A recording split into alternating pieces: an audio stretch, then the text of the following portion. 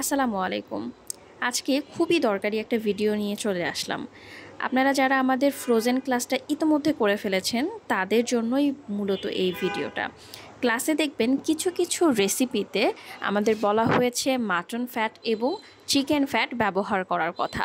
Mutton ফ্যাটের কথা আমি অলরেডি ক্লাসে বলেই দিয়েছি কিভাবে আপনারা মাটন ফ্যাটটা ব্যবহার করবেন।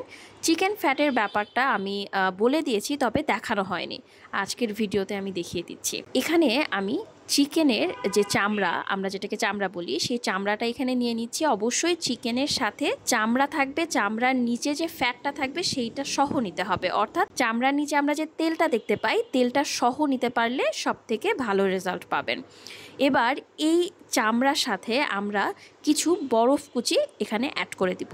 আমি যেদিন এই ভিডিওটা করেছিলাম বা যেদিন আমি এই ফ্যাটটা তৈরি করেছিলাম সেদিন আমি বরফ রাখতে ভুলে গেছিলাম। তো জাস্ট 1 ঘন্টা আগে একটা বাটিতে করে আমি কিছু পানি রাখি। তো সেখান থেকে যতটুকু বরফ জমেছে আমি সেটাই এখানে ব্যবহার করব। তবে অবশ্যই আপনারা যেটা করবেন, বরফ কেসের মধ্যে বরফ রেখে দিবেন। কমপক্ষে 6 ঘন্টা বরফ রাখবেন। 6 ঘন্টা বরফ রাখার পরে দেখবেন যে একদম ভালোভাবে বরফটা সেট হয়ে গেছে। সেখান থেকে 2টা বা 3টা কিউব দিয়ে আপনারা প্রথমে এটা ব্লেন্ড করবেন।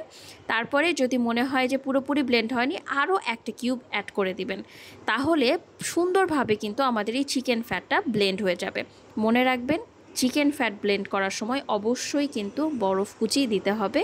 বরফ ছাড়া কিন্তু এটা পারফেক্ট ব্লেন্ড হবে না। দেখা যাবে চিকেনটা যদি আপনি এমনি এমনি ব্লেন্ড করতে যান, ব্লেন্ডারেরও সমস্যা হবে, পাশাপাশি এটা কিন্তু পেস্ট হবে না। দেখতে পাচ্ছেন, এটা পেস্ট হওয়ার পরে কিন্তু এরকম সাদা একটা কালার চলে আসবে এবং এইটা এরকম মসৃণ হয়ে যাবে। আর অবশ্যই যেখানে যেখানে চিকেন ফ্যাট ব্যবহার করার কথা বলা হয়েছে সেখানে অবশ্যই চিকেন ফ্যাটটাই ব্যবহার করবেন। ধন্যবাদ সবাইকে। চ্যানেলটি সাবস্ক্রাইব করে পাশেই থাকবেন।